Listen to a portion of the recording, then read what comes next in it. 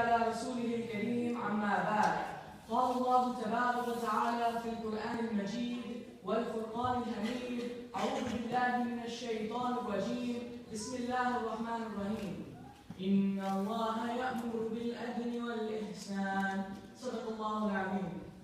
My dear respected brothers and sisters in Islam, I greet you with the holy Islamic greeting. Assalamu alaikum wa rahmatullahi wa barakatuh.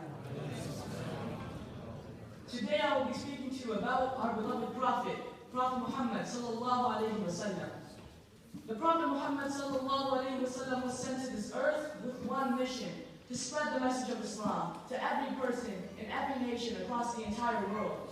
He wanted to do justice to a cold and dark society where only the 1% could succeed and the poor and underprivileged were cast aside and thrown away. The Prophet Muhammad ﷺ truly was the most remarkable man to ever step foot on this earth, and his teachings have inspired millions and millions of people to come towards the path of Allah subhanahu wa ta'ala. The Prophet Muhammad ﷺ is an exquisite example for all of us, and we should make it a point to follow his sunnah. The Prophet Muhammad ﷺ was one of the most important and kind men in the entire world. And the Prophet Muhammad ﷺ, it is said in a hadith narrated in Bukhari, a woman of the Makhzum family with many connections was found guilty of theft. And the Prophet Muhammad ﷺ found out that there were some prominent people who wanted to save her. But he immediately denied, saying in a hadith narrated in Bukhari, many of a community have ruined themselves in the past by punishing the poor and ignoring the offenses of the exalted. By Allah, if my own daughter Fatima would have committed theft, her hand would be severed. The point that I'm trying to make here is focusing on two aspects of the Prophet Muhammad ﷺ's life: justice and equality.